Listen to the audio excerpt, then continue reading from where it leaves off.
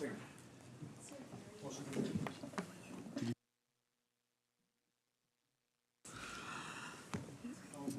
I'm calling the meeting to order. Good evening, everyone. My name is Jenny Sims, and I'm the MLA for Surrey Panorama and the chair of the Select Standing Committee on Children and Youth.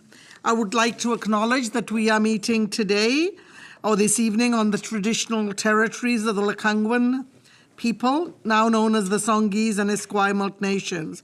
And I'm always in awe that I get to live and enjoy this beautiful land. Today we will be considering two reports from the representative for Children and Youth, with whom you've had the time to meet and get to know. Joining us from the Office of the Representative for Children and Youth are Jennifer Charlesworth, Representative, Jennifer Dreyer, Executive Director, Systemic Advocacy and First Nations Métis Inuit Research, Samantha Cocker, Deputy Representative, Pippa, Deputy Representative, Alan Markwart, Executive Lead Legislation and Special Initiatives person. Okay. The first report we're going to hear today is Advocating for Change, 5 years in review. I am pleased to welcome the representative and her staff and thank them for joining us this evening. For those listening in, we have with us, for this part of the evening, Dr. Jennifer Charlesworth, Jennifer Dreyer, and Samantha Cocker. With that, let's get started. Jennifer, I turn the floor over to you. Thank you very much, Chair, and what a pleasure to meet with a virtually new committee as well. So it's lovely. Thank you very much for arranging a little bit of a meet and greet for us. And in person. Thank you. Yeah, that's right. But we can see more of ourselves now, right? We are providing telescopes for the next meeting. But you are absolutely right, Jennifer. It is so delightful to be meeting in the same room and to be able to look at each other and really have these very rich conversations we're going to have. So back to you. Thank you so much. And thank you for the introduction and for honoring these beautiful lands that we're on.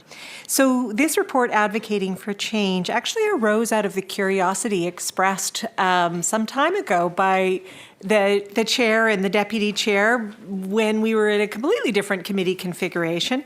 And at that time you were asking, so what is the impact of the recommendations and how do you know that anything is actually shifting? So we took that to heart and we thought, well, there's a place that we can start, and that is to take a look at the recommendations that we've issued over the last 4.5 years, since 2018 when I started and one before that, and to see what has actually shifted and how is it that we can measure the change in the ways in which ministries are responding.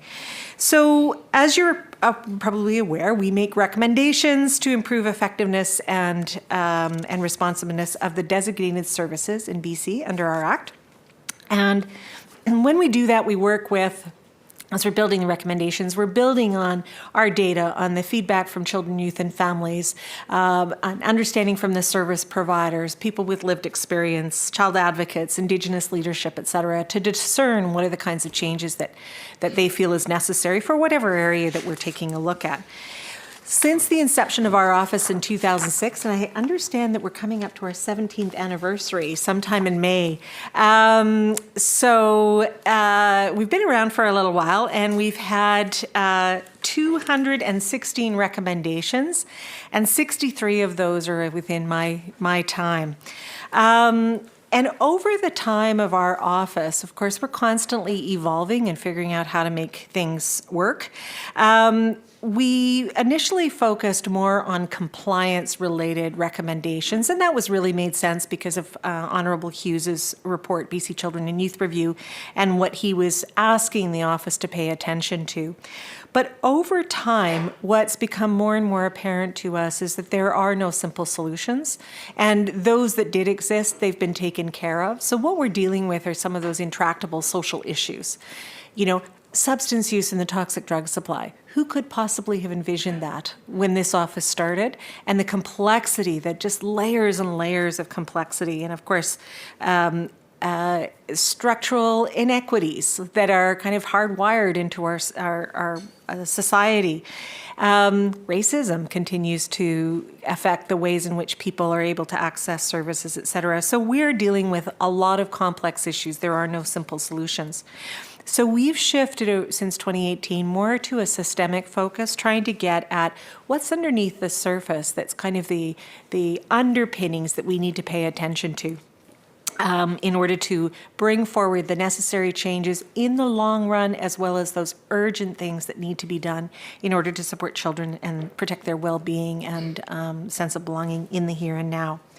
So along with that, we implemented a new monitoring process so that we can more accurately assess government's response to recommendations. So in 2019, we met with the public bodies that we were primarily making recommendations to: Ministry of Children and Family Development, Education and Childcare, and Mental Health and Addictions and Health. So 4, we worked with them and said, let's revise our process of monitoring and in order to support more of their engagement in the recommendations process and to ensure that we were working together. We can be independent, but we can still be collaborative as an office to help them make sure that they are attending to the recommendations, they understand the intentions, et cetera. And then on an annual basis, we do a review of their progress. So as of last month, we've had 15 annual progress reports completed, and the results show that government is struggling to implement the change. Obviously, it's been a challenging number of years, but nonetheless, we're here not to make it easy, to be honest. We're here to make sure that children and youth are well supported. So we are continuing to offer our best advice about what needs to change. So the Advocating for Change report that you have reviews the progress on the 63 recommendations made by us, and as I say, they were made to those 4 public bodies and a few others. But they were primarily directed to those 4 public bodies. And they were also made, there's a few there for Attorney General, Housing, Social Development and Poverty Reduction, Citizen Services, and the Mental Health Review Board, interestingly enough. So what our report shows, taking a look at those recommendations in progress, was that only 14% of the recommendations that we've made since 2018 have been completed. Another 10% has had substantial progress, but that means when you add those 2 together, we're still only 25% of the way there on those recommendations. So we decided that we would unpack this a little bit more. So we took a look at progress by ministry, and we noted that it actually varies. 1/3 of the recommendations that we've directed to MCFD have been no progress. And while more than half of the recommendations directed to the Ministries of Health and Mental Health and Addictions have rated no progress.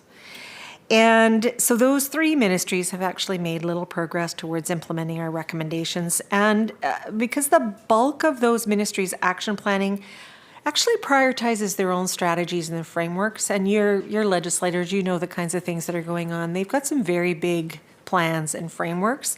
And so those, the focus on those have really usurped the focus on ours and our specific calls for change. Even when you could nest our recommendations within those frameworks, we're having a hard time seeing the traction. We're definitely recognize that they're moving forward trying to improve the child and youth serving system, but that there appears to be a lack of resources to address those kinds of longer term systemic change alongside those critical issues. The Ministry of Education and Childcare and the Mental Health Review Board, though, have taken a different approach to responding to our recommendations, and they have instituted very specific action plans, quite robust action plans, dedicated to the fulfillment of each recommendation. So they're not trying to, fit it in and under another priority. They're actually saying, okay, we're going to take a look at this and we're going to deal with it.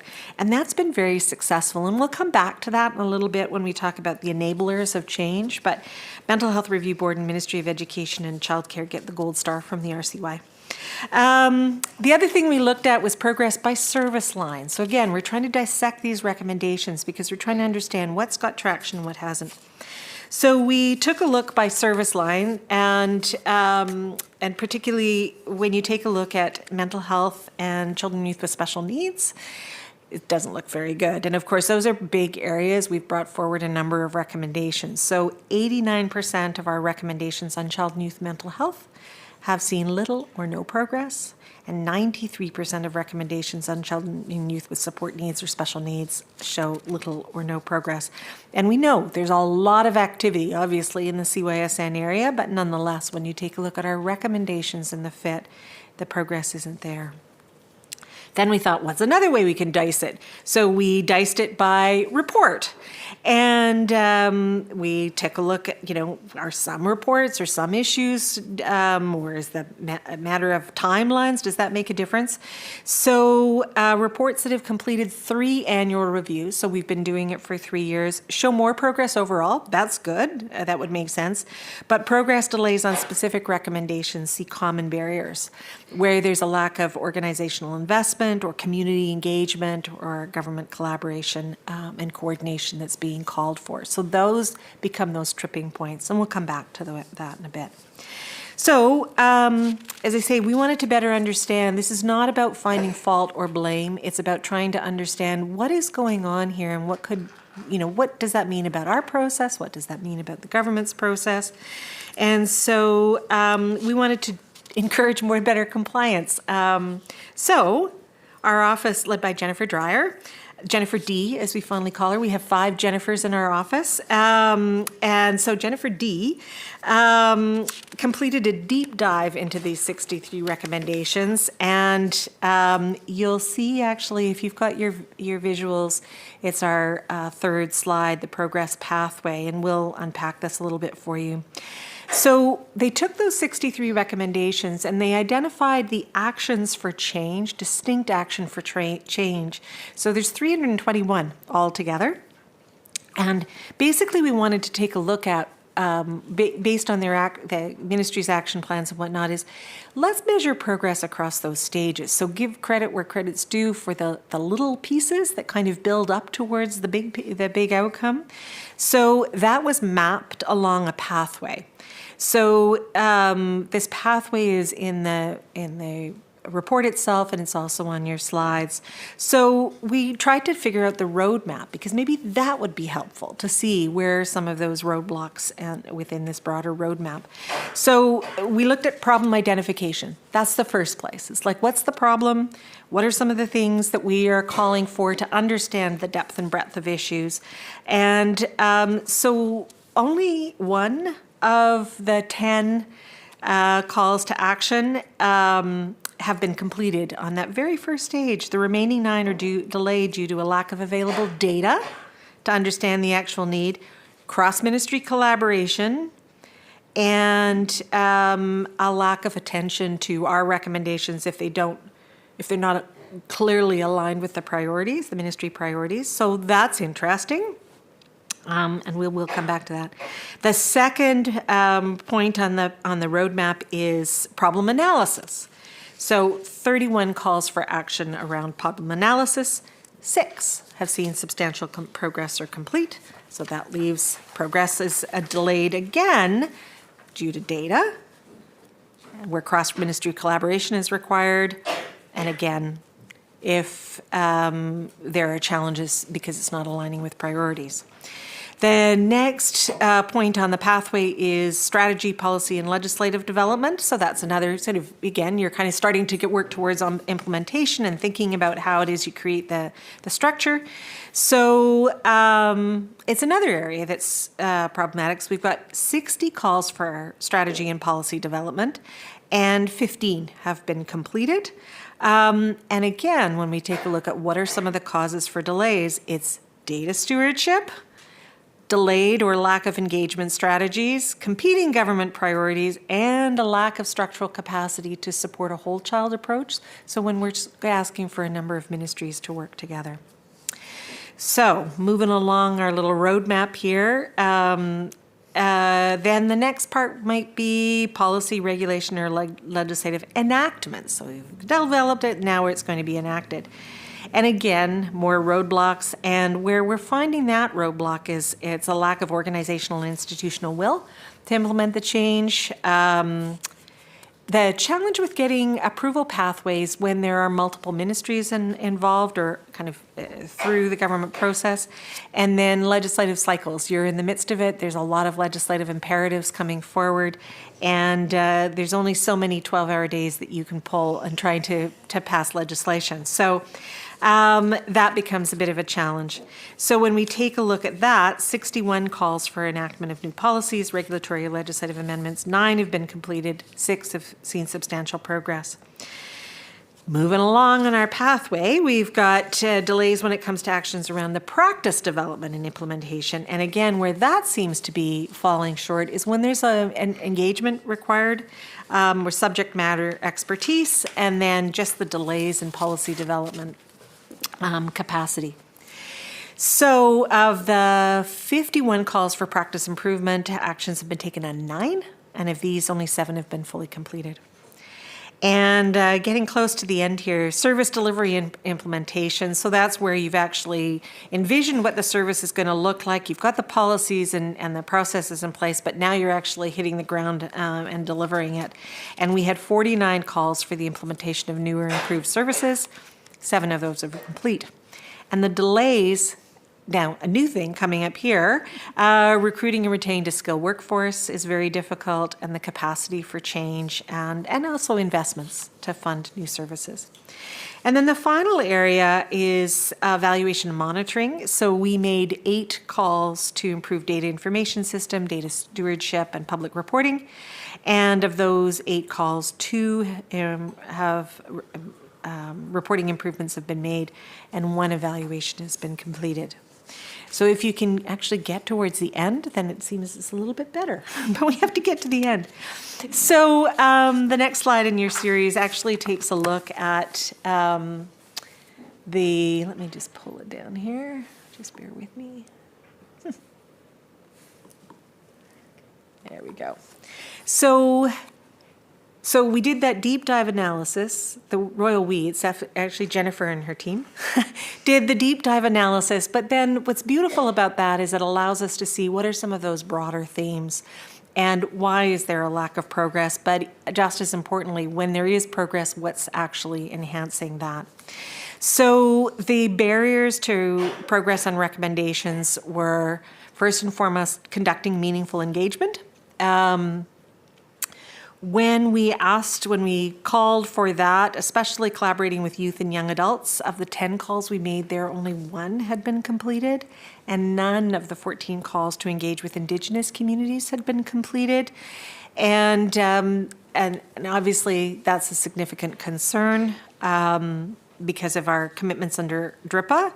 And I think there are a variety of different reasons for that, but I think it's important that that becomes a challenge. We're suggesting engagement, and it's just darn hard.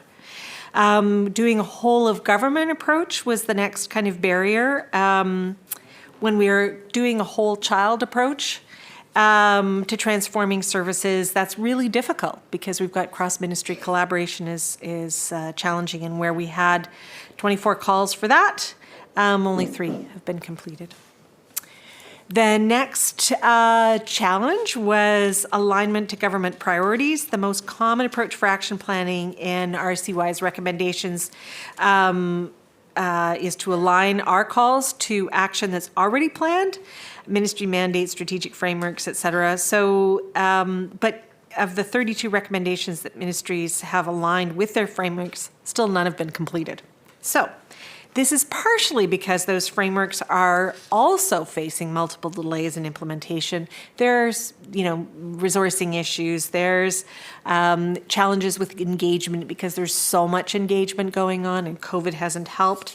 But also because the urgent needs that we're identifying, because we'll identify some immediate things as well as some long-term things, but the immediate needs of children and youth are sort of being lost in the long-term systems work. And then the fifth area of the challenge was around data stewardship. And we've been in this committee before, for those of you who are newer, saying we really struggle to get the data. There's a real challenge of getting the data reported at the ministry and regional levels to help us understand what's actually going on and what it is that could benefit the understanding of the phenomenon so we can make good changes. And the progress reports from the government themselves, because all of our evaluation is based on what the government ministries have told us they are doing, and they've identified this as a huge area, the information gaps and data information systems challenges. So we've had 7 calls to improve data stewardship and public reporting. 2 have been completed. And little progress has been made to develop the data strategy to inform the resourcing and policing decisions. So that's where we stood there. So let's take a look at, there were some enablers. Where we saw progress, we found that there were some patterns there.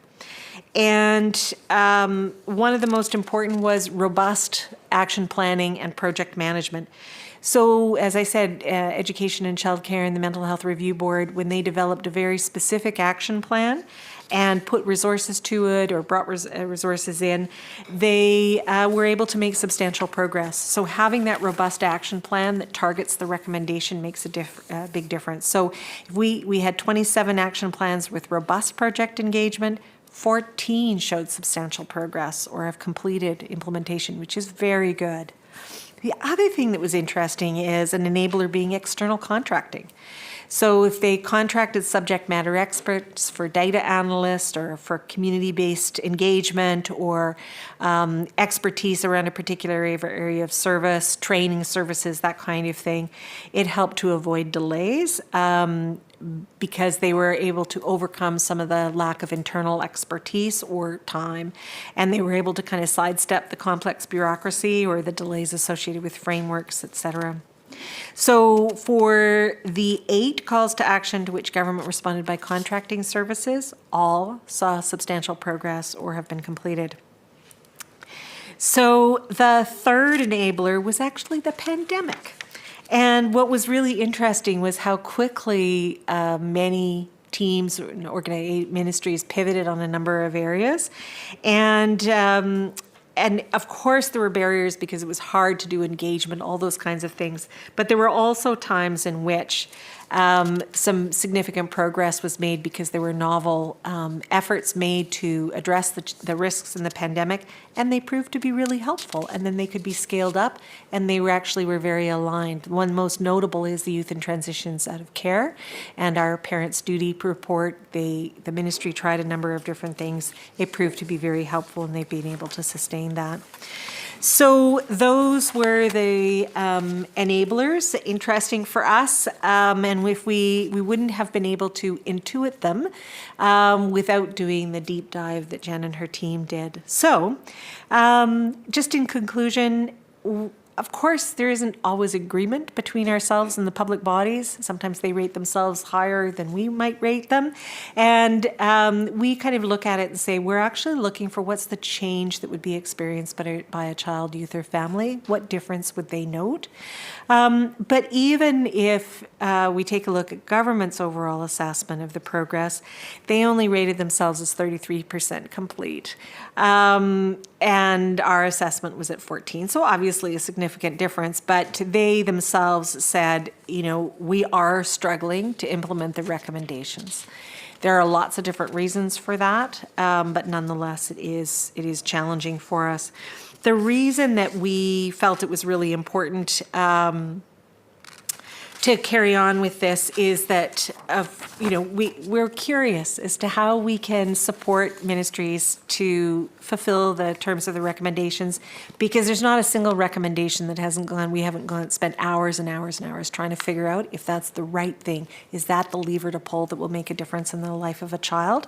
And of course, I have to bring Honourable Ted Hughes, who is a good friend, and he said, the RCY is here to assist, encourage, and sometimes prod that, the government to be more aware of and responsive to individual concerns of children, youth, and families, and to recommend changes that will address broader problems in the child welfare system.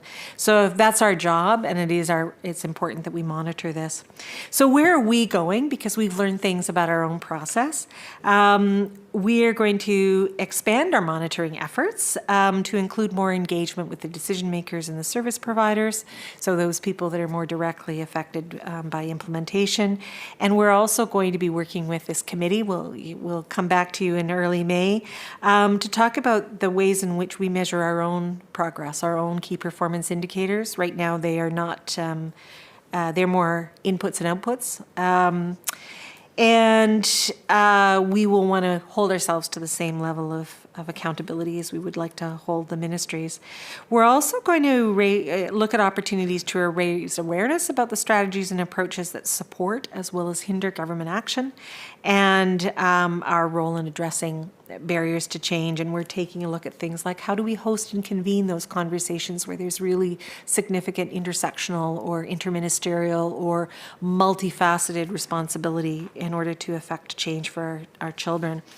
And of course, the other thing that's important is that we recognize and we hear from government that they're under a tremendous amount of stress. It takes time to make change, and absolutely we understand that. But at the same time, we are dealing every day with children and youth that need us to make sure that there's change so that they are not left behind or they don't lose their childhood to systems that are not able to support them and their growth and development to thrive. So that's why we're here. The other thing I'll just say is that we've also had the opportunity to learn quite a bit from Manitoba because they undertook a process there. And the good news is that the more that they measured, the more compliance they got. And actually, we've already had experiences where the ministries have phoned up Jen in the last week or two to say, we've just done this. Will this be? They're looking at the heat maps and thinking, could we change from a red to an orange at least? So that's good. We're in conversations with the ministries, and we'll continue to work with them to refine our process from the very initial formulation of our recommendations and our ideas about our recommendations all the way through to the monitoring. So that's where we're at. Welcome your questions. Thank you, Jennifer, and to the rest of your team. And now I'm going to look to members to see if they have any questions. We will have question time, not period, question time until 8 o'clock. But if you run out of questions, then we'll move on to the next report. But I plan to move on to the next report right at 8 o'clock, just to give everybody an idea.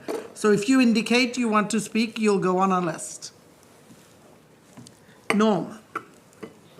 Well, thank you, Madam Chair, and thank you to the team and Jennifer for the report. Appreciate that. I do have 3 questions. I'll just do one, but just to advise you for later, in case there is time, I'd like to ask some more. I would suggest you do 2 questions now. 2 questions now, okay. Let me do 2 questions now. So a little preamble. In your report and here in the slides, you do say that the government, and I'll use your words, government's own self-assessment of progress represents a failing grade. Your grade for them is actually lower than their own self-assessment. So it seems to me that the office is kind of an auditor without teeth.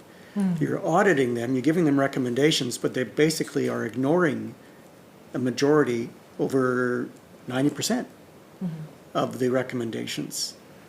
So you have to find other ways, because you're not an auditor and you have no teeth. So you have to find other ways to bring them on board so they actually do what they need to do. So the 2 questions are, what successes would you like to share with us that from your office? Like, what are those key big things that you were able to get across the finish lines that really improve the state for children and youth in our province? And maybe what did you do different for those that you were able to get success? And then the second question is, this is a damning report. What media attention have you got from this report since you made it public, if any? And if you didn't get any, then maybe that's saying something about your office more than anything else. So there's the 2 questions. Okay. Well, let's talk first about what success? How do you like my questions? Anyway, go ahead. What successes and what we have, where it's gone particularly well. And I'm looking over to Jennifer because Jennifer is a wealth of knowledge, but I was just saying maybe the Mental Health Review Board, would that make some sense?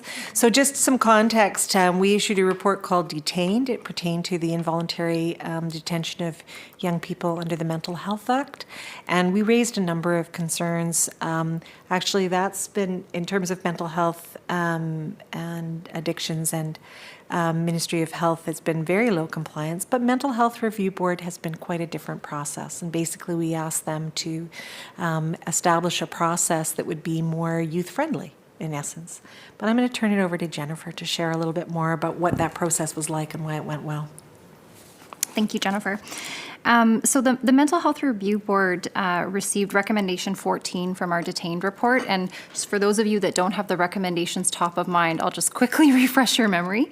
So that recommendation was that the Mental Health Review Board pilot a new review board hearing process for children and youth that centers the young person and is trauma-informed and culturally attuned after actively engaging and consulting with health authorities, First Nations, Métis Nation, and urban Indigenous communities and leadership and other appropriate bodies.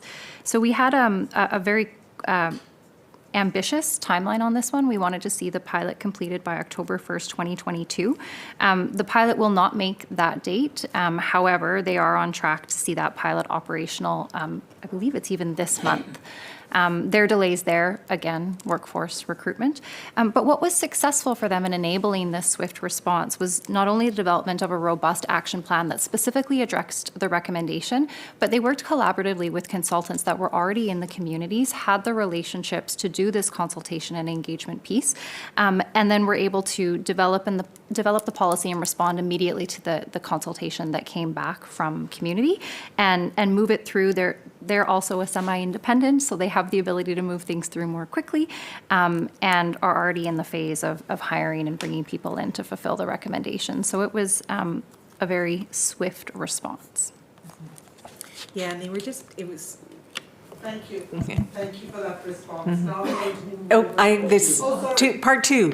So media, or we intentionally did not go out with a press release. This was what we called a soft release with our report. So basically, if you're going to have media interest, they would have to be, paying attention to the proceedings in the House and the fact that a report was tabled and then go and search it.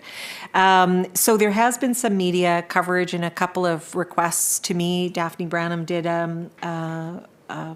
piece a couple of days ago, but that was intentional. And the reason is this is we wanted to bring it to this committee first because I think it's really important. It was asked for by the committee in many ways. And I wanted to make sure that you heard it before you were hearing things interpreted through the media. That was number one.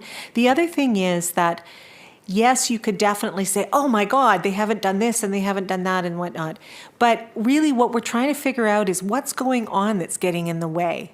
Because I know that people are working really hard. We're in meetings all the time knowing that they're trying to wrap their heads around these difficult situations, but it's not getting the traction. So rather than shame and blame, and we wanted to figure out what is going on and what can we see from our unique vantage point that they couldn't possibly see because they're in the trenches, so to speak, and to take that big picture look. So we decided that we wanted to bring this forward to them and give them some good briefings. We actually had last week when we did our briefings of the ministers and the deputies, we had 32 people on to listen in to, and ministers and deputy ministers and senior staff. So that's good.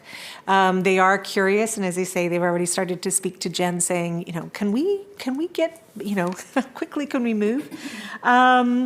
So I think that's really important. And then, as I say, we're trying to figure out how to make this. How to make change happen. We didn't want to be something that becomes a lightning rod and then takes people off the direction that we want to go for actual compliance. Do you want to speak to this?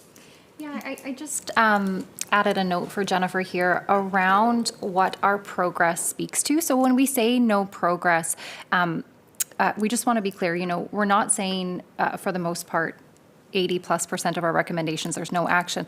There is action, except we measure action as it is seen, felt, and heard by children. And so there may be lots of, pre-planning work to try to get ready, so the charters, gathering of people, but until we see the implementation that affects children and families, we continue to rate as no progress, some progress. You really have to be almost at implementation before you're going to get the substantial progress, and that's also where we see some of the disagreement with our colleagues in government, because they've done a lot of work. They've passed, historic legislation, but the fact is we're still not gathering data on the lives of children, so it's still no progress.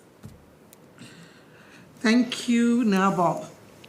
Great. Well, thank you so much for the presentation. I really appreciate it. Just a couple of questions. I've got a few, but I just do two. Is that all right? Okay. So I'm on page 10, where you talk about barriers to action and meaningful engagement, Representative. Yeah.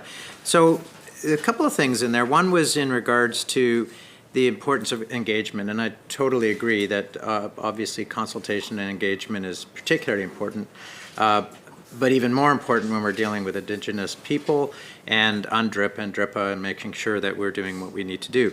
I'm just, given the fact that Bill 38 is passed in the fall, where Indigenous people are going to have more jurisdiction over child and family services, given the nearly every sector, not just children, but nearly every sector is needing to consult with Indigenous people for, so I just wanted you to just talk a little bit, if you wouldn't mind, just a little bit more about, you talk about the need for meaningful engagement and as a barrier, but then, there's the reality of, there's a lot of pressure, especially on First Nations, to deliver for themselves in regards to these actions that are being taken, and particularly what many were asking for around their ability to have jurisdiction over their own children and family issues. And I'm just wondering if you could talk a little bit more about that challenge, and also how you feel we could actually address that given capacity issues,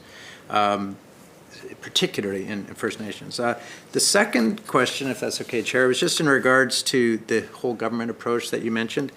And I did want to mention that I do feel that there is a lot more action in that regard happening. For example, in Maple Ridge, we were a pilot project for the ICY team that went into schools. And it did take some time because we had to do, it was MCFD, education, and mental health and addictions working together with, putting people who don't normally work in schools into schools and all of these things, but also working with the local foundry as well. And in fact, the ICY team is located in the local foundry, so there's a huge amount of connection with foundry. And so I know I appreciate the fact that you're asking for a whole government approach, but that is to me, a really good example of a whole government approach that took a lot of work to get to. But now that model or that pilot is becoming successful with that ICY team, that same approach can then be transferred into other school districts. And so sometimes these efforts, whole government approach type efforts, do take time, especially when you're dealing with different collective agreements and all of these complexities. So I just wanted maybe if you could talk about that. And just as a little aside, you did mention, I think, I can't remember if it was in this report or the next, about, well, there's only 15 foundries. But I did want to say in our community, and across the province, 15 foundries doesn't just mean 15 foundries for 15 cities. In my particular thing, there's one in Abbotsford. That means Mission has access to that. And in Maple Ridge, Pitt Meadows has access to the Maple Ridge one. So when you say 15, it's actually much broader because other communities do get access to that mental health and support for kids in that whole approach. So I just wanted to mention that when I read that, I went, well, there's a little bit more to that than just the fact that there's these 15 sites actually do impact in a broader footprint than might be implied. So sorry, I'll stop there. Thank you. Sorry, Chair, I will. Okay, I'm going to suggest we have 20 minutes left. If we keep our questions shorter and the answers short as well, we'll get through more people being able to ask questions. Right. Back to you, Jennifer. Well, and you raise a really good point, and I'll cue you to speak about these as well. So there is, and it is important it was important for us to name that one of the things that's really difficult is to do meaningful engagement in these times when there's engagement being asked for many people. And we've run into it too, because we had a very robust engagement plan for a project that we were working on, and then we had the heat dome, we've had the floods, and we have to be very sensitive to the impact on communities. So, and there is engagement fatigue. There's no question about it. So some of the things that we consider is, are the communities being appropriately resourced, to the agencies being appropriately resourced? So for example, one of the things that we feel is a win when we talked about the involvement of Indigenous Child and Family Service agencies, they're stretched very thin, but just recently the ministry provided a significant investment to the Secretariat to enable them to do more engagement. So recognizing that engagement needs to be fueled by resources as well, not just the labor being held by the individual organization or the collective like that. So I think it's important to say, yes, there's engagement fatigue, but there isn't, or it's really hard, but it's not something that we have to figure out how can we make it more possible? What are the ways of maybe combining engagement efforts, or thinking about, are there some others that haven't yet been involved that might be able to be included as well? So that's a consideration, and Sam may wish to speak to that too, because knowing so much, having worked so deeply in community. Maybe I'll just stop there in terms of the engagement and see either of you want to bring something up. Yours is on first. Oh, okay. I'll just add 3 things real quick. So where we have seen success, education, for example, was able to work with existing structures that had that representation that are already connected to the ministry. And other ministries have that as well. Pathway to Hope, you just brought up with the integrated child and youth care teams. They have engagement structures that they set up within the community that then become a resource. So rather than setting up individual engagements on multiple topics, what we saw to be successful in this was where we used existing structures or used consultants that are experienced in doing the good work of being out in community. And then the last piece that I'll just add on is a really thoughtful engagement plan that includes not just the framework of the day, but all the different pieces. And so we saw a good example of that with the recent CFCSA amendments. We have a recommendation in Sky's Legacy about belonging, and they actually included the engagement that we call for within Alder Hills Consulting, so that when they went into the community, they did that. We see other examples where that doesn't happen, and ministries are going out into community, doing good consulting work, but leaving our recommendations back on the desk. And so then they have to create a whole new process to go out and engage, which isn't an effective use of their time, of nations' times. And so those would be the 3 that we saw that were supporting the good work. Yeah, thank you. I think the only other thing that I would add is just looking at more strategies for the rural and remote communities, because that engagement is harder. One of the things that we hear a lot about from our nations as they're speaking is that typically the engagement from government, and I think that's the key to this, is meaningful engagement. And what we've heard from lots of our nations is that it's a town hall where they're spoken at and not getting input from, and there's no time for questions, as is often issues in all kinds of presentations, right? And so I think it's the key for us is the meaningful part of that engagement, like how are you really getting their voices? I think the ministry was moving towards leadership bodies before, and not as much with title and rights holders and more distinction-based kind of engagement, and I think there's some shift towards that, and that would help improve things. And again, as to Jennifer's point, it's resourcing the communities too, because so many of the people in communities are doing it off the side of their desk. But if, with all the engagement they're being asked for, if they were resourced to have people who could do that work specifically, it would be different for them. Jennifer. And just the whole of government piece that you talked about, I mean, it is really exciting to see some of that work, because we believe very strongly in a whole of government or a whole systems kind of approach around kids, wrapping around kids. So the ICYs and the Foundry, where it's working and bringing people together, that's really exciting. And it's also, again, us putting us there, this down says, let's pay attention, because it's not just a one-off here and then somebody has to go and figure it out over there. Because we often see that, is like it's being, the learning has to be replicated rather than the learning is being shared. So I think that's an important part as we go forward. We need to do some pretty significant systemic shifts. So where it is going on and where it is working, let's bring up those bright spots and make sure that people understand what's underpinning that success and how could you scale it elsewhere. Thank you, Jennifer. Mike? Thank you, Chair. Thank you, Jennifer, and the team as well. This work is near and dear to me. It's been something I've been asking for a while on just a follow-up process of accountability aspect. One thing that kind of concerns me a little bit is I asked a question a few reports ago on how do we determine when we get to recommendations that they will be followed through with. And the answer I got at that time was, well, before a recommendation comes forward, we work with the ministries and make sure the ministries understand and there's a buy-in and there's an expectation we all agree. Tonight in your commentary, though, and it's addressed in here, is talking about the silos within ministries. And then one of the comments you made was around competing government initiatives, which doesn't quite align with the whole aspect of putting a report together with recommendations that everybody supports to initiate with the intention of actually helping children. So it does concern me when I see a report like this after we say that we're all working together on the actual recommendations, but then they're not followed through with. Understanding again that there's great work going on in staff level in different areas, but it's siloed. We understand that.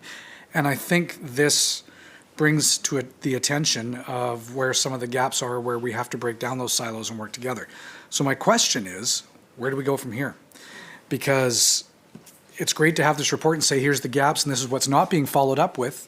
But I don't want to be here 3 years from now and all of a sudden have to do another report and say, but still nothing's changed. The whole point is having effective change for our children.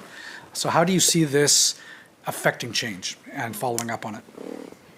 Great suggestions, and again, I'll cue up my colleagues, but I think there's a couple of things. One is, you were part of the conversation that contributed to us doing this work. What you pay attention to makes a difference. So we're paying attention to not just a report by report by report kind of review, but taking a look at them in their totality and starting to see what are some of the things that are getting in the way.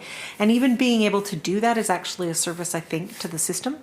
The other thing is that as we take a look at this, we start to say, so what are we doing to prevent the challenges that they might experience? So for example, if we take the whole of government, sometimes when we're doing a review of recommendations, we're only dealing with the one ministry and we're having a conversation with them. And what we did today, actually, because we were reviewing recommendations that, and at least there we had both the Indigenous Child and Family Service Agencies and MCFD. That's an improvement because we're bringing them together at the very point at which we're starting to craft those recommendations, or we've crafted them and then we're getting the feedback from them. So I think we can do more of that, is actually if we're wanting a whole of government, then we bring those folks in as we're beginning to assess what kinds of recommendations are going to make a difference. And then the other thing I think is that we actually, within our own office, we hadn't centralized the recommendations review process. It was actually in whichever team developed, that was the primary developer of the report, they followed up. It's now centralized in our office so we can get that kind of broader perspective. And I think being more attentive early on, we kind of let some things slide there and we didn't follow up on the action plans and say, hey, you're 3 months overdue. But I think we can start to be more attentive there. So those are a couple of things to come to mind, but I know Jennifer and Sam are envisioning the where next around our REX monitoring, so I'll turn it over to you. Thank you, Jennifer.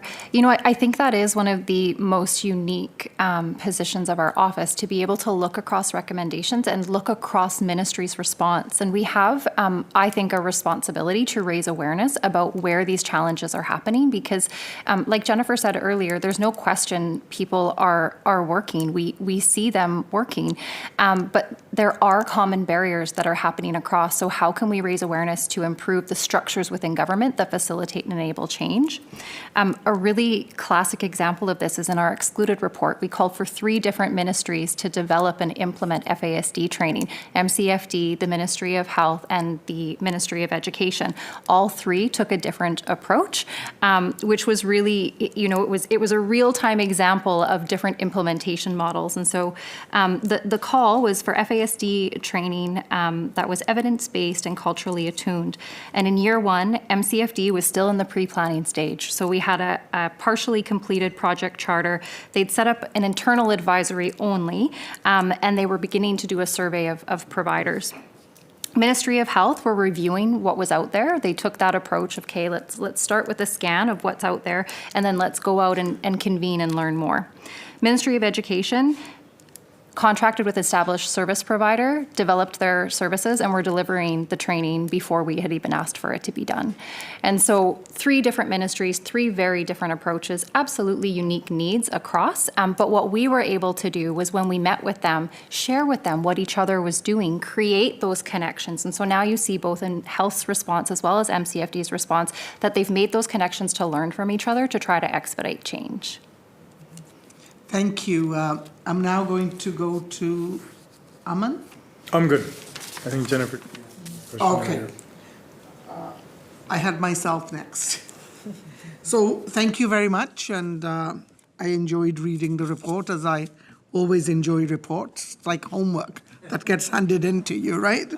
But one of the conversations we had at a previous meeting a long time ago was about bringing the different ministries together to look at some of your recommendations and to see how there could be that cross-pollination, collaboration.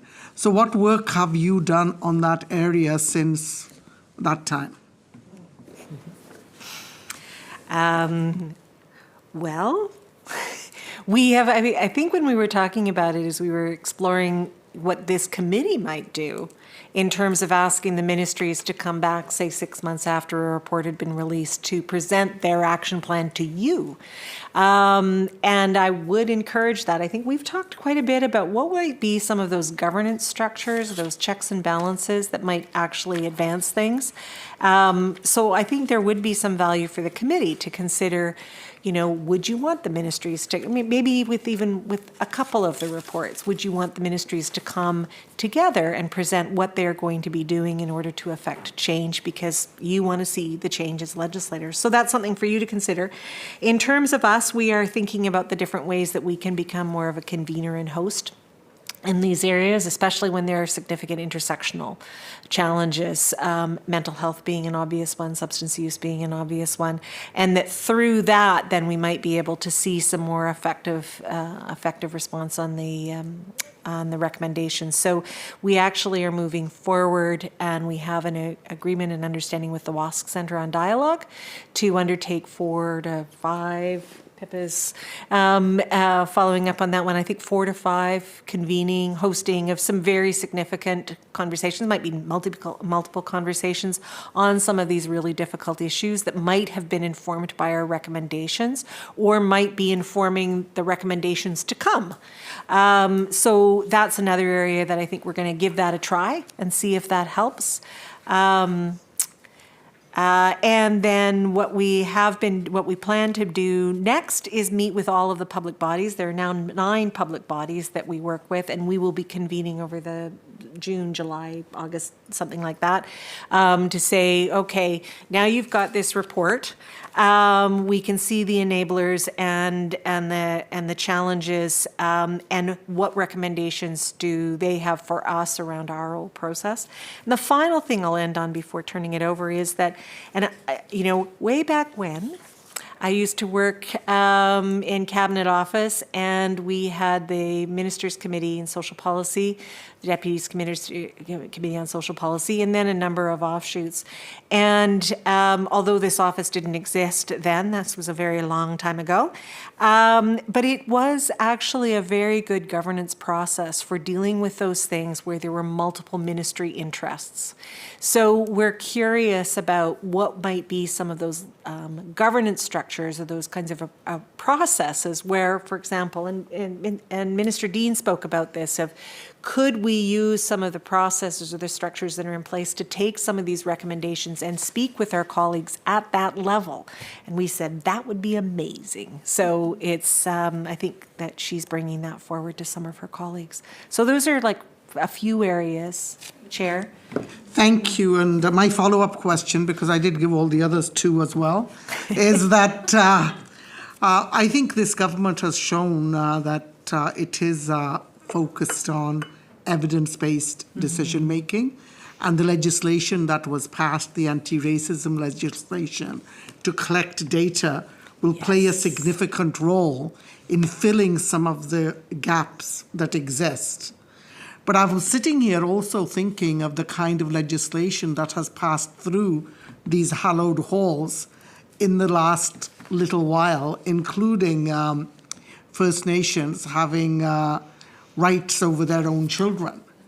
And I'm thinking with all of that going on, with all these different ministries, whether it's education, MCFD, there is so much energy and work being done that is layer after layer after layer, that it's hard to dissect all of that into some of these motions, right? Because as you said, when you're doing a titanic shift of how we operate as a government, then you've got to build the foundation. So I'm just thinking of after I read your report, and your comments specifically were very touching, of the titanic shift that the whole system is having to make in order to build the bridges and to move forward in a way that is more interconnected. So I do want to thank you for highlighting that. But also I think sometimes for me, I can get carried away with the minutiae.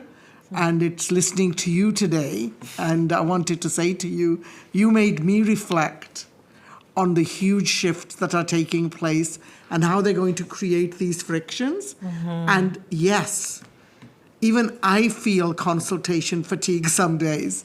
And I'm just thinking of all our First Nations, all our Indigenous communities. Everybody is coming at them from every different angle. And it's exciting, but it can also be very, very daunting. So thank you for that. And noticing the hour, I'm going to give you a few minutes to respond, if there is a response to that. But I do want to say to my colleagues, if you do have a question and you didn't get to ask it, I don't want you to create questions, but if you have one, then please send it to Karen. Sorry, not Karen. Sorry, Karen. And Karen will make sure that it gets to the representative and you'll get a written response. We will all get a written response. So back to you, Jennifer.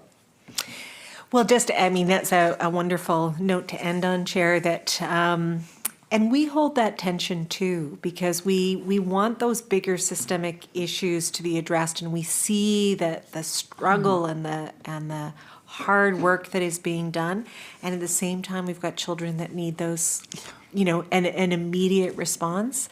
So we're constantly holding that tension, and actually how is it that we do the both and, not to kind of overwhelm the system, but say, okay, and my view is that there are some of the things that could be done of those immediate changes that we call for, because we're very thoughtful about them. And as those get implemented, we will learn enough to help the bigger system change.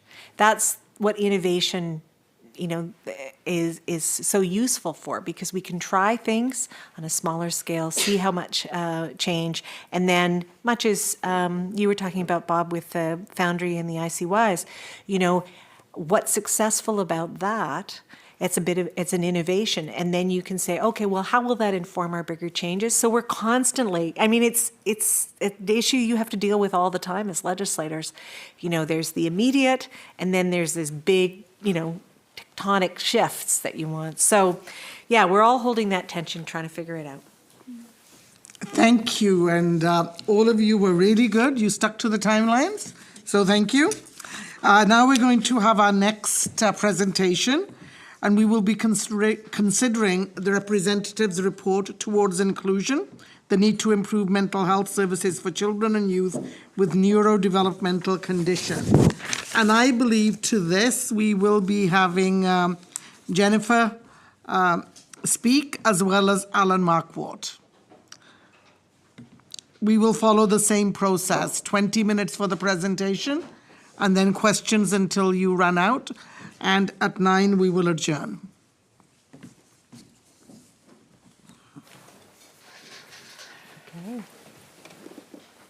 Jennifer just said, there's so much more I wanted to say, so please bring on the questions. She is so ready to answer whatever questions you have. She knows these recommendations like no one. So thank you very much, Jennifer and Sam. So now we're going to turn towards inclusion. So on April 5th, we released Toward Inclusion, the need to improve access to mental health services for children and youth with neurodevelopmental conditions.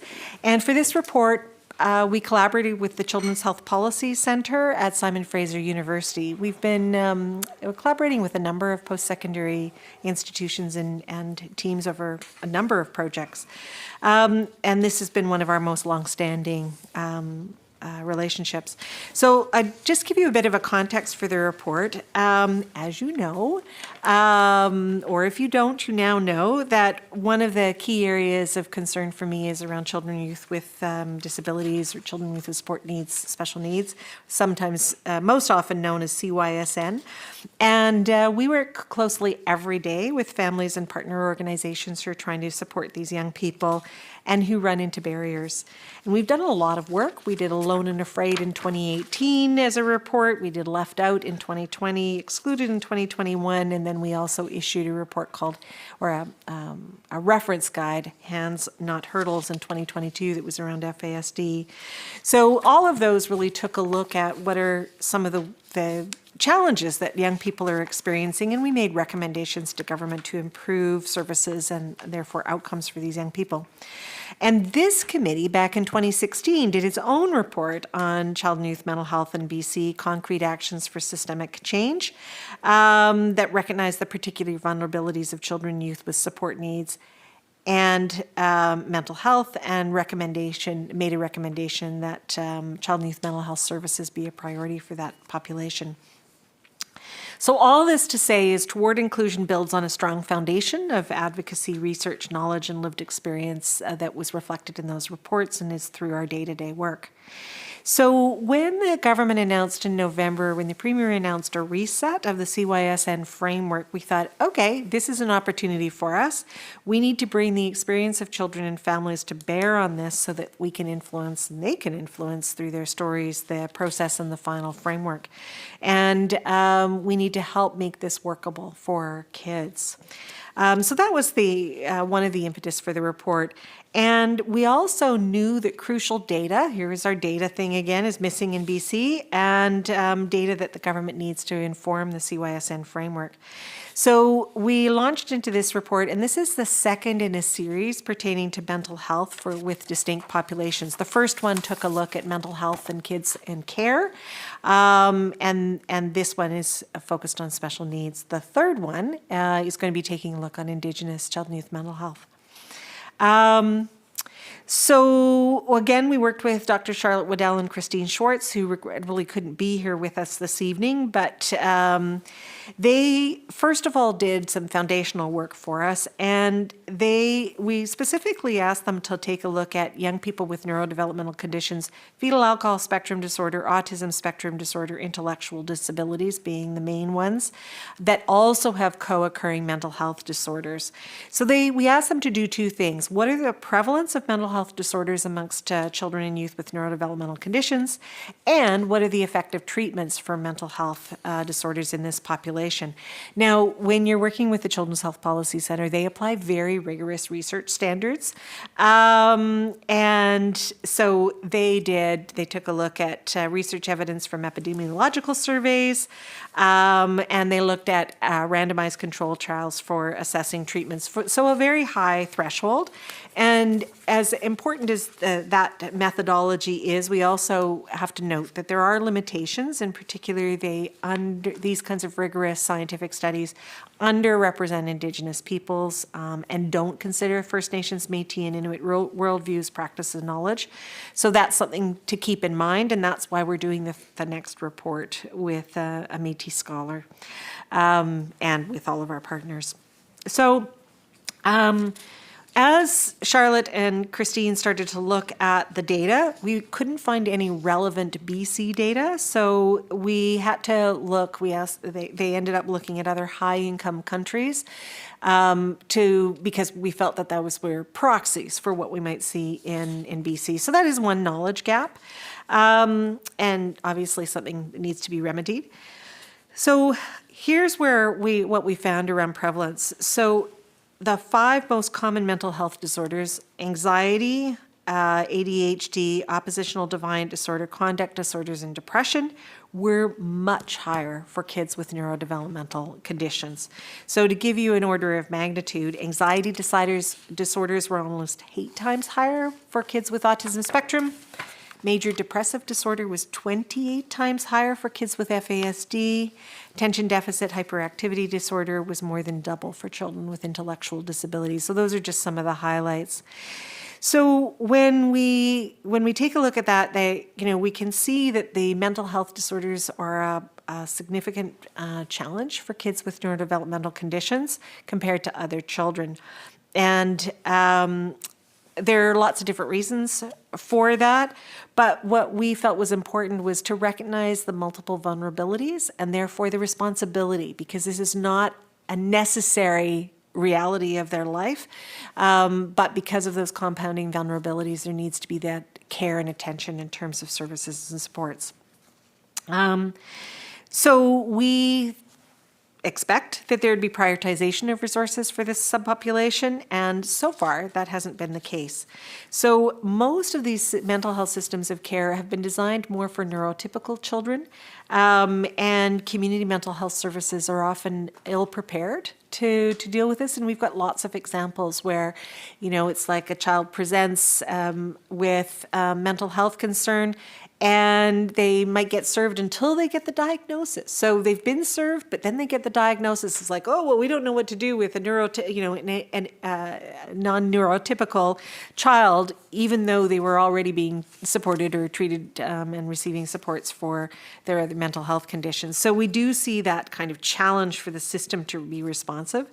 And we also found that services are fragmented and there are service gaps. And in fact, the Children's Health Policy Center and work that they've done estimate mental health services only reach 44% of the whole population at the best of times.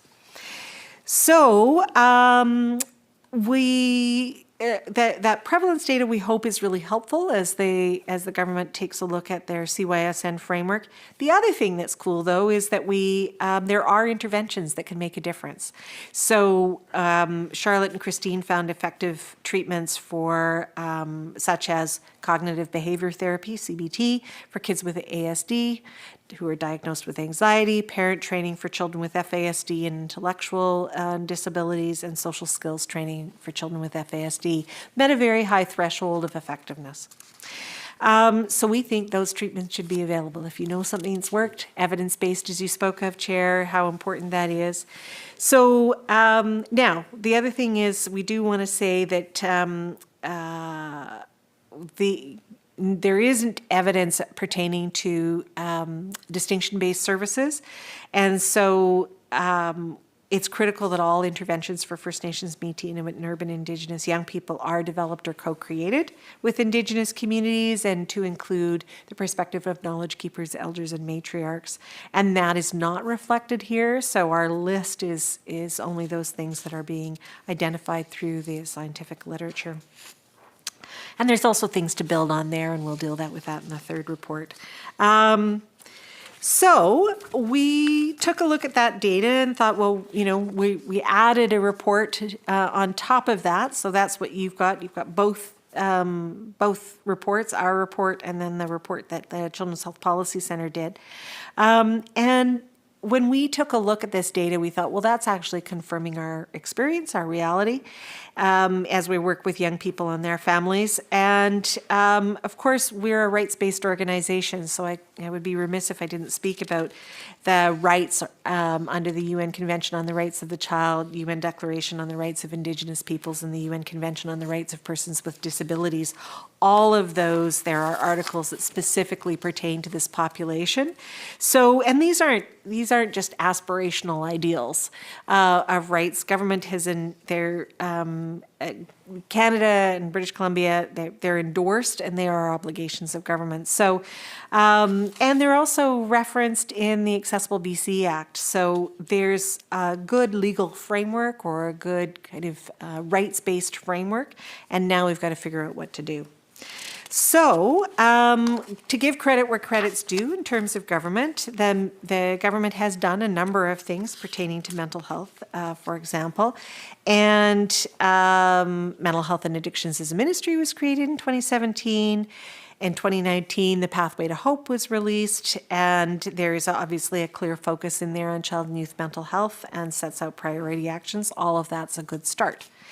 But more is needed, and what we're bringing to this conversation is that there are distinct populations that will need a different kind of intervention or more kinds of interventions in order to ensure that they get the supports that they need. So a Pathway to Hope's intentions in relation to children and youth are currently limited to expanding programmatic solutions such as the Foundry, early years enhancement, those school-based integrated teams, and step up and step down services. But the scope of those services pales in comparison, and they're not designed to be either distinction-based, Indigenous-led, nor are they designed to serve those specific subpopulations in many cases. So, granted, every Foundry might be serving a number of different communities, but still, 15 is not going to be, it's not going to cover everything. And we've only got 5 integrated youth teams, and they've been really hard to staff. It's very, very difficult for those teams to get up and running. So when we hold that, we still have to figure out what are some of the ways that we can build the capacity. So we think a comprehensive plan for child and youth mental health should provide for universal expansion of core programs, including better addressing the understaffing and wait lists of MCFD's child and youth mental health and Indigenous child and youth mental health services, while addressing the distinct needs of vulnerable populations. And as I said, making sure there's a plan for Indigenous-led or distinction-based mental health services as well. And we talked about whole child just a few moments ago, and that becomes really important because rarely is mental health, just as we're seeing there's the intersection of mental health and neurocognitive developmental disabilities, but sometimes we'll have even more variables in the lives of that child. And a whole of government approach is really important to support these young people. So as we think about the paused or reset around the CYSN framework, we really want that focus to increase around mental health, because actually, if we just take a look at the family connection centers, all that was required for the creation of those family connection centers pertaining to mental health was that there be an office space, but no clarity about who was going to occupy that office space and what kind of criteria that they would have, what the expectations were for delivery. So we've got an opportunity as this is being rethought right now. So to just give you a sense of our current services in mental health, the services for these young people are mental health services for children with neurodevelopmental conditions are delivered in 4 ways: through Child and Youth Mental Health Services and MCFD, through Specialized Developmental Disabilities Mental Health Services, which is partially funded by MCFD delivered by the health authorities, the hospital care services operated by health authorities, and what was called complex care intervention fund programs that are funded by MCFD, and largely targeted to children and youth with special needs, but only for kids in care. So as you see, there's pieces, but they aren't necessarily comprehensive. So that's what we've got. And when we take a look at the history, we went back to 2013 and took a look at a report called Still Waiting, so long before my time, and some of the issues that were identified around mental health services continues today. So, a couple of things that are available in your slide. We talk about capacity, and one of the slides that we've got and in the report as well is what's the capacity at the front line. So if one of those key areas for delivery of services is child and youth mental health or Indigenous child and youth mental health services, the frontline staffing's only modestly improved between 2018-19 and 2021-22. There's just a 4% increase in capacity. And we actually, these employee counts include full-time and part-time staff, and they actually declined by 5% in 2021 from the peak the previous year. But overall, we've got only a 4% increase.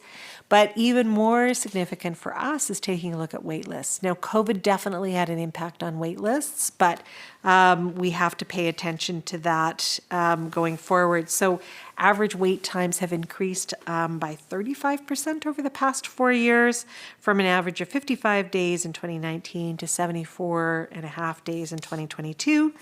And it really varies. So we've got a low, believe it or not, in the Northwest. You don't normally think that the Northwest would be able to meet the needs given their staffing challenges, but nonetheless, there's a low of 38 days there, but a high of 202 days on a wait list in North Central. So can you imagine a family that's dealing with an acute mental health concern for their child with mental health issues? That's a long time to be waiting. Average time, we take a look at average time for Indigenous children as well. That's slightly less, an average of 70 days as compared to 77 days for the non-Indigenous population. But the trend is that it's going in the wrong direction.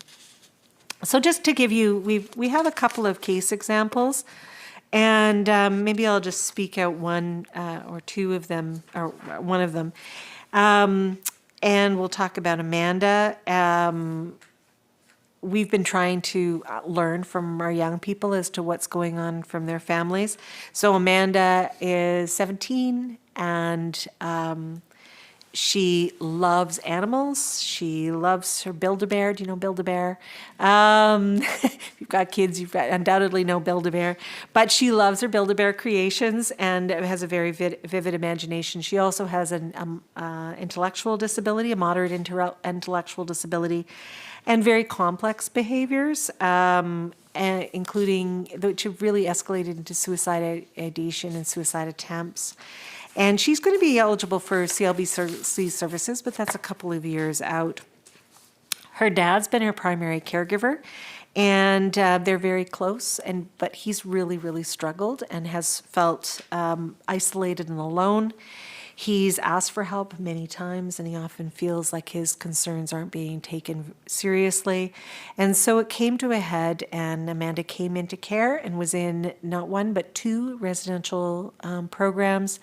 Both of them were unable to meet her needs, and we see this a lot with the residential care providers not being able to have the skills necessary to meet kids' needs. And because she was brought into care under a special needs agreement, she was sent back home when they were no longer able to serve and support her in the facilities. And then unfortunately, police have become involved. That's another thing we're seeing, police becoming increasingly involved in mental health concerns. And you'd think, okay, well, maybe she could go to a psychiatric unit or to Ledger House or to BC Children's or Maples or something like that. But actually, she's been refused admittance because of her disability. So it's an endless cycle for these young people that are having these co-occurring conditions. So she is on a wait list for provincial assessment, but guess what? She's got self-injuring behavior and suicidal ideation, and they won't accept her in those circumstances. So she's just been admitted to hospital, recently been admitted to hospital. But she is exercising her agency, and she doesn't want to have her wounds treated. So the hospital is at the point too of saying, well, we can't do anything and soon we'll be discharging. So as you can imagine, the family's at a breaking point. So that just gives you an example of one young person in which you think that there might be a way in, but because of the way in which the moderate intellectual disability, the behavioral challenges, the mental health concerns, there really isn't the capacity. These are complex situations. There's no doubt about it. They're not easy, but nonetheless, the system just isn't designed to meet the needs of these young people yet. So we made 4 recommendations. Our first was that the CYSN framework, this is an opportunity, includes purposeful engagement with the rights and title holders, Indigenous partners, service providers, and families regarding mental health services for support needs. So it was missed in the first one to a great extent. We think that this is a tremendous opportunity to bring it in. We're recommending, second, that MCFD ensure that as part of that rate reset, service delivery linkages and pathways for access to mental health services with support need for children and youth with support needs are maximized in the community and the Family Connection Center pilots. So we've got 4 pilots and working with them to ensure that they are able to try things and see how it works to get to our point to then scale it up if it's successful. Because they're being evaluated anyway, and they're trying to do things that are new and novel, so let's include that in the mix. Following the completion of the engagement and these evaluation reports with the Family Connection Centers, we're recommending that MCFD develop, implement, and fully fund a plan to provide comprehensive mental health screening, assessment, and effective treatment service for children and youth with support needs that have mental health conditions. And fourth, that the Ministry of Mental Health and Addictions coordinate in collaboration with other relevant ministries and public bodies comprehensive research to identify the prevalence of mental health disorders, because again, we're looking at data from other similar jurisdictions, but we don't have BC-based data, and we think that's important. So we've also reiterated a recommendation for 2021. I guess that's another technique we can use, is we can just bring recommendations back again and say, could you do it this time in a different context? So we're reiterating a recommendation from our excluded report that asks for the Ministry of Citizen Services to initiate the development of a cross-ministry plan to routinely collect demographic and service data that allows for that disaggregation that we're talking about. And we said, ask them to work with mental health and addictions, with Ministry of Health, MCFD, Social Development, Poverty Reduction, and Education and Childcare. And alongside Community Living BC and the Indigenous Child and Family Service agencies. So we're hoping that they will take that to heart and move that along. And the cool thing here is that we have an opportunity, because there is the reset, there is a consideration. And we also see through the Child Health Policy Center that action can be taken, that these mental health disorders can be improved through evidence-informed treatment. So why not build that into the design as we go forward? So that's it. And Alan is just like Jennifer was, who knows all the ins and outs of it. Alan is your person to support on the questions, because he worked very closely with Children's Health Policy Center, and also, just as an aside, was the ADM responsible for mental health services, among other things, when he was at the Ministry of Children and Family Development. So we're very fortunate to have that expertise in our team. So over to you for questions. So thank you, Jennifer. Thank you, Jennifer, and Alan, you did a really good job with the presentation as well. So now I'll look to members for questions, and I have a speakers list. Bob. We're going to go one at a time this time. All right, my apologies for going first. I could have gone second. I don't know, the lawyer in me just kind of jumped out when I read this, and I want to apologize in advance for that. We did talk about going to law school as opposed to doing grad school. Maybe I should have done grad school, but at any rate, I was just reading the introductory part on the United Nations conventions, and I did want to just, it just kind of, the one line here said that basically that we have an obligation with these ratified conventions. And I think from an international law point of view, conventions certainly have some weight and judges will use that. But really, in a provincial setting, they're only going to hit the ground when there's legislation that backs it up. And so I just, by reading that the fact that there may be these notional obligations doesn't mean that we shouldn't do that work to bring it in. The other bit is, UNDRIP is actually a declaration and not a convention. And in that respect, it doesn't have the same weight as a convention. And the only reason I wanted to bring that up is because if it did, we wouldn't have needed DRIPA, right? And so that's a really important piece. And so that's why having DRIPA is so critical, because that actually brings that declaration into law.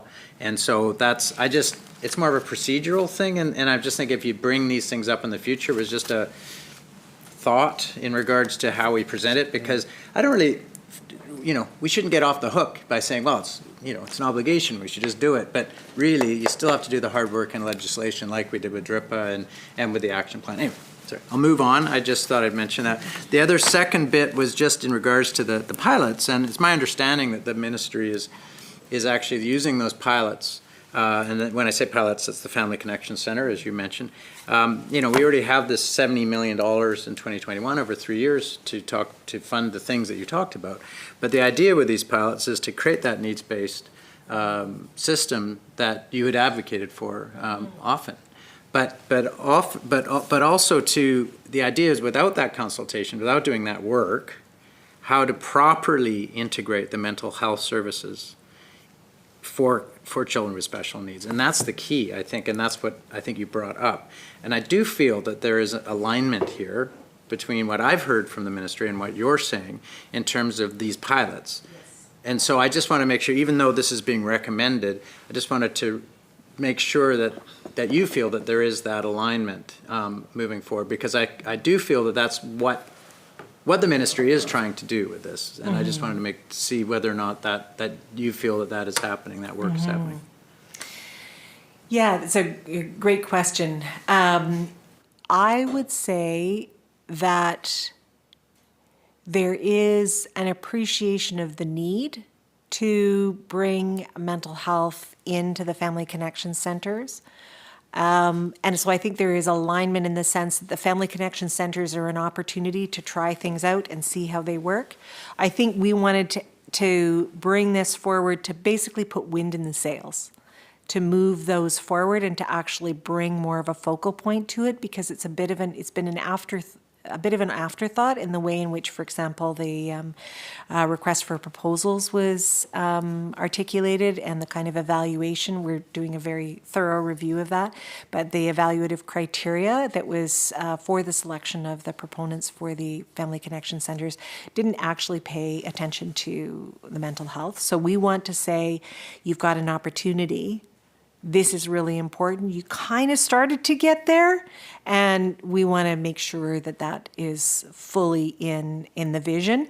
And just as a little aside, and then I'll turn it over to Alan on these points because he'll know much better, but we've done another report that you'll hear about, and around Family Connection Centers and what are some of those variables of success. And we specifically took a look at mental health, and we're actually meeting with all of the Family Connection Centers to share the findings with them so that they can use that as they design. Because as you know, it's contracted, so they've now got to figure out the community.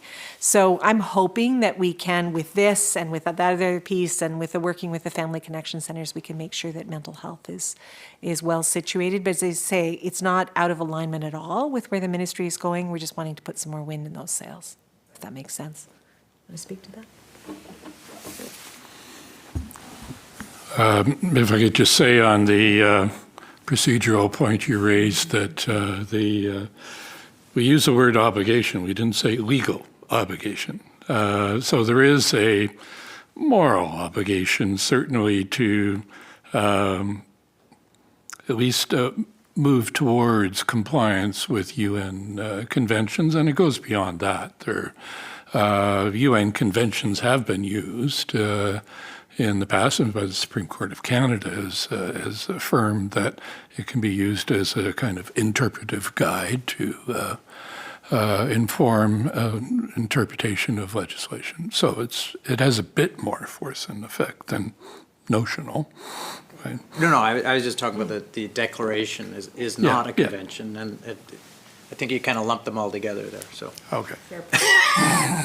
Hey, We'll do better next enough time. said. No, it's a legal nerd thing, I apologize.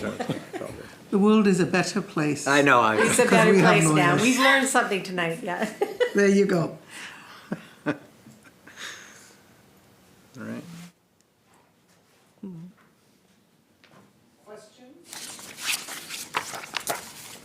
Questions from anyone?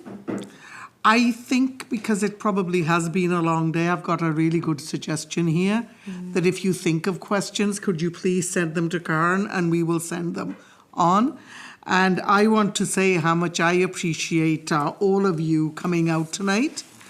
Late at night, most people are at home in their PJs. Listening to us online, of course. And That's what they're doing, Mike. but really, all of you do critical work for the province, for the children of the province and for families. And I don't think you get enough thanks for the very, very difficult and challenging work you do. So Jennifer C., Jennifer D., Samantha, Pippa and Alan, on behalf of the committee here and on behalf of I can say from, the people of British Columbia, thank you for the work you do. And I can say that I've read your reports more than once, and we'll go through them again, and we will forward any questions we have to you. Yeah, thank you so much for your time. Thank you. Yeah. So with that in mind, moved MLA Bernier that we adjourn the meeting. All those in favour? Opposed? Thank you. The meeting is adjourned.